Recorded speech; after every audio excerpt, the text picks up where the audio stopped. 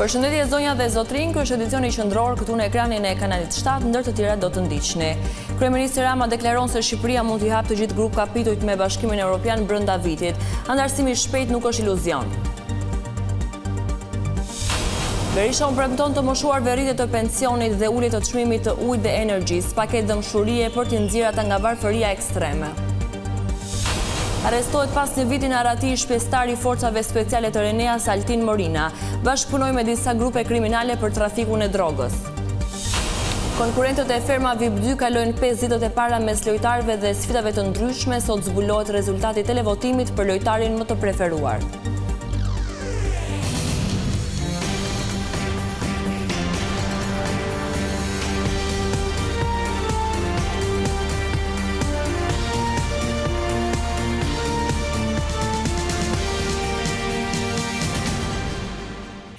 Do të vjojmë gjërësisht me lajmet. Brenda vitit, Shqipëria i ka të gjitha shanset që të hapë të gjithë grup kapitujt me Bashkimin Evropian.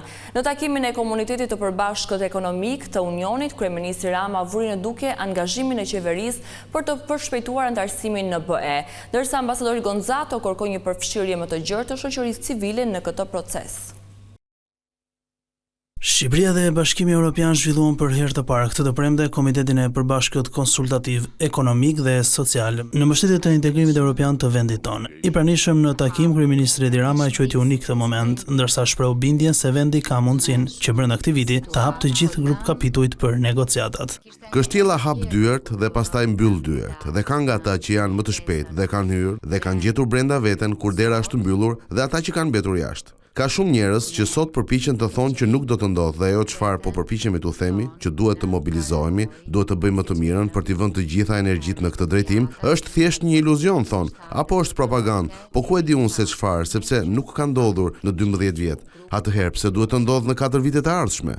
Po sigurisht këta njerëz nuk janë shumë mirë të informuar që Malizi ka çelur negociatat që në 2012-ën, Serbia i ka çelur në 2014-ën, Maqedonia e Veriut kishte një emër tjetër kur u bën vend kandidat në 2005-ën dhe sot ne e gjem veten tonë në pararoj. Pasi çelëm negociatat vitin e kaluar dhe këtë vit, siç tha dhe zoti Ropke, kemi një shans të mirë që të hapim të gjithë grup kapitujt. Ambasadori i BE-s në Tiranë u ndalte rëndësia e përfshirjes së shoqërisë civile në procesin e antarësimit krahas qeverisë dhe kuvendit. Proces që përfshin të gjithë shoqërinë. Nuk mund të lihet vetëm për shoqërinë dhe kuvendin, por organizatat e shoqërisë civile duhet luajnë një rol të rëndësishëm në këtë proces. Këto vende do të duhet të përfshin shoqërinë civile në të gjithë punën që do të bëhet përpara se të bëhen pjesë e familjes sonë. Të ecësh përpara në Bashkimin Evropian kërkon angazhim politik të qytetarëve dhe shoqërisë civile. Qeveria mund të përfitojë nga ekspertiza dhe njohuritë e shoqërisë civile. Shoqëria civile të luajë rol proaktiv. Në kontekstin e antarësimit në Bashkimin Evropian, pjesëmarrja në vendimarrje e shoqërisë civile është e rëndësishme. Kryenegociatorja Marlinda Luka tha gjatë fjalës së saj se Shqipëria është çdo ditë më pranë BE-s. Shqipëria po përparon në mënyrë të qëndrueshme në antarësimin drejt BE-s, çdo ditë është një hap përpara. Shqipëria ka për synim që të dialogojë më ngushtësisht me institucionet e BE-s dhe kjo është ajo që po bëjmë sot. Në këtë takim u mblodhën bashkë përfaqësues të punëdhënësve, punëmarrësve dhe shoqërisë civile për të forcuar dialogun social dhe bashkëpunimin mes Shqipërisë dhe BE-s, si domosdoshmëri në rrugën drejt integrimit të Shqipërisë në Union. Lideri demokrat Sali Berisha zhvilloi një takim me pensionistët, një kategori që sipas tij është lënë në harres plotësisht nga qeveria Rama. Berisha foli për lehtësira të mëdha për të moshuarit për t'i nxjerrë ata nga varfëria ekstreme. Kryetari i Partisë Demokratike Sali Berisha takoi një grup pensionistësh, të cilëve u premtoi se pensioni minimal në Shqipëri do të jetë 200 euro nëse opozita fiton betejën elektorale të 11 majit. Berisha shpjegoi se qëllimi i Partisë Demokratike është të mos lejë asnjë qytetar nuk ufite mjerimin, ndaj brenda 3 muajve të parë të qeverisjes do të vendos minimum minjetik prej 200 eurosh. Do japim për çdo shqiptar që merr nën 200 euro, do marr 200 euro. Pensionet e tjera mbi 200 euro do rriten me 20%. Berisha premtoi edhe disa masa të tjera për të lehtësuar jetën e pensionistëve, si ulja e çmimit të energjisë apo përgjysmimi i tarifës për ujin. Ilaçet pasigurta nuk do hynë në Shqipëri në mënyrë kategorike, sepse do rikthejmë ligjin që kishim, i cili ndalonte tregtimin e ilaçeve në Shqipëri, të cilat nuk tregtoheshin jo në një, po në dy vendet së paku në dy vendet Bashkimit Evropian. Kryetari i Partisë Demokratike ju kundërpërgjigjet e skeptikëve, të cilët mendojnë se buxheti i shtetit nuk i ka mundësitë për të përballuar rritjen e pensioneve. Unë ftoj sot çdo pensionist të hedhë syt në sharr. Ku është djegësi? Djegësi i Tiranës që kushtoi 130 milion euro, që kushtoi 812.000 pensione, nuk ka nam asnjë shans. Se thot s'kemi pare, po vidhen pare, se pare ka. Ndërkësh gjatë një konferencë me gazetarët, Berisha komentoi edhe përgjimet e kryebashkiakut të Tiranës, Erion Veliaj. Që Erion Veliaj është aty ku është për krime të rënda, kjo nuk ka diskutim. Por Erion Veliaj duhet të jetë me organizat kriminale, familjare dhe bashkiake, të dyja, por që me Erion Velin të organizohen kurthe nga ministra, kjo është makbethiane. Pak të themi, por është makbethiane. Seanca për dosjen Partizani, ku do vendosej për kalim ose jo për gjykim, dështoi sërish. Prej 6 muaj, çështja ish kryeministrit Sali Berisha, dhëndrit të tij Marvel Maltezi dhe 4 të pandehurve të tjerë ka ngecur në fazën finale nëse ata do të gjykohen apo jo. Data e seancës u la në 11 prill, që përkon edhe me çeljen e fushatës elektorale. Për avokatin e Berishës, Gent Gjokutaj, kjo nuk do të ketë asnjë ndikim në zgjedhje apo në fushat. Shkak do të premte për shtyrjen e seancës u bë mungesa e avokatit Klodian Skënderaj. Ish kryeministri dyshohet se ka kryer korrupsion duke nxjerr akte nënligjore për dhëndrin e tij Maltezi, në mënyrë që ky i fundit të përfitonte nga privatizimi i trojeve të ish kompleksit sportiv Partizani. Dhëndri i tij veç korrupsionit akuzohet edhe për pastrim parash.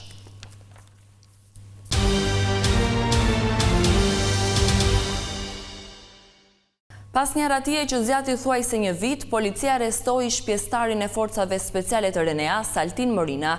Emri i tij doli në përgjimet e Sky ECC që zbuluan lidhjet me grupet kriminale dhe trafikun e drogës.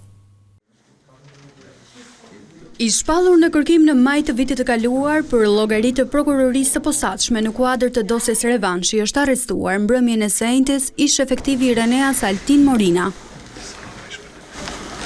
Burimet tregojnë se në momentin e prangosjes, Morina ka qenë i shoqëruar me një person tjetër, i cili po ashtu u vu në pranga, ndërkohë që bluti kanë gjetur një pistolet dhe dokumente false. Sipas dosjes së SPAK, ish efektivi i forcave speciale akuzohet se bashkëpunonte me Durim Bamin për kultivimin e bimëve narkotike në zonën e Nikles dhe Tapizës. Emri i tij doli në sken pas operacionit Revanshi, ku u goditën 7 grupe kriminale dhe u lëshuan 50 urdhër arreste.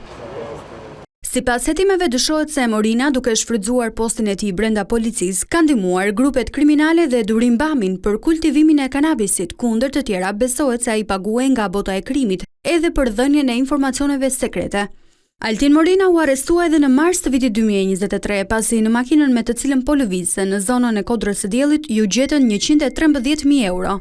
Në prill të atij viti ai u lirua nga gjykata dhe u la me detyrim paraqitje, pasi paraqiti përpara togave të zeza faturën që tregonte se ja kishte marrë parat një biznesmeni për problemet e tij personale. Në atë kohë policia kishte dyshime se ai kishte lidhje me grupin kriminal të Ervis Martinajt.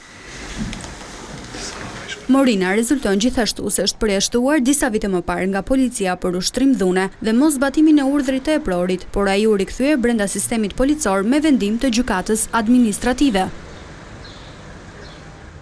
Të dhënat e organit qendror të akuzës për vitin e kaluar tregojnë se pastrimi i parave zë vendin e parë në totalin e veprave penale. Rritje sipas raportit të prokurorisë së përgjithshme kanë shënuar edhe krimet në fushën e falsifikimit dhe trafikut të drogës. Pastrimi i parave është vepra penale më e shpeshtë e regjistruar gjatë vitit 2024. Këtë e bën të ditur prokuroria e përgjithshme në raportin vjetor dorëzuar Kuvendit të Shqipërisë. Veprat penale kundër pastrimit të parave tregojnë rritjen më të lartë prej 59%, falsifikimi i monedhave dhe letrave me vlerë 48%, krimet në fushën e doganave 40% si edhe veprat penale në lidhje me veprimtaritë bankare dhe financiare 33.3%. Organi i akuzës bën apel për forcimin e mekanizmave ligjor për parandalimin e krimeve që kanë shënuar rritje. Njëritje të konsiderueshme të procedimeve të regjistruara vërehet edhe në vepra penale kundër personit, si veprat kundër lirisë së personit 30.6%, krimet seksuale 30%, krimet kundër jetës të kryera me dashje 21.7%, veprat penale kundër fëmijëve, martesës dhe familjes 18.4%. Gjatë vitit 2024, Prokuroria e Përgjithshme thot se ka trajtuar 61.000 çështje me një rritje 10.6% në krahasim me 2023-shin.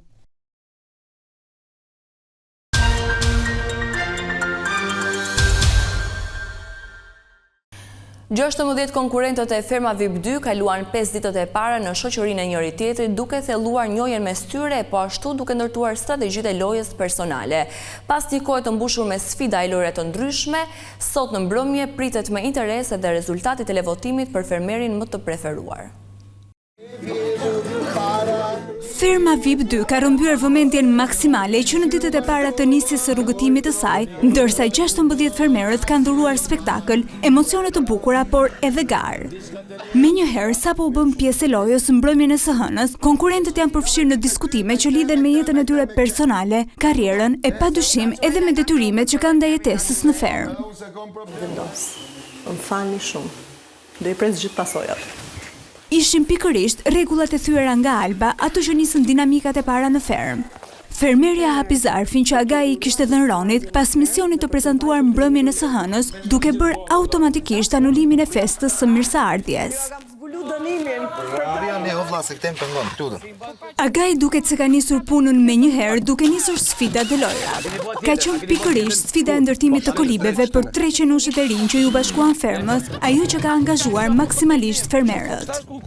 Sfidën e ndërtimit të kolibes e fiton skuadra e Ronit. Grupi Ronit, i cili u shpall edhe grupi fitues, është shpërblyer me një festë surprizë në ambientet e oborit të fermës. Ndërsa për skuadrën e Silvanës që u shpall edhe skuadra humbëse, dënimi ishte të qëndronin të mbyllur brenda shtëpisë. Hajde, shpejt! Dita ka nisur herët për të 16 konkurrentët, e veçanërisht për grupin humbës. Ishte kryeplak Albano, ai që ka ndarë punët në fermë që në orët e para të mëngjesit.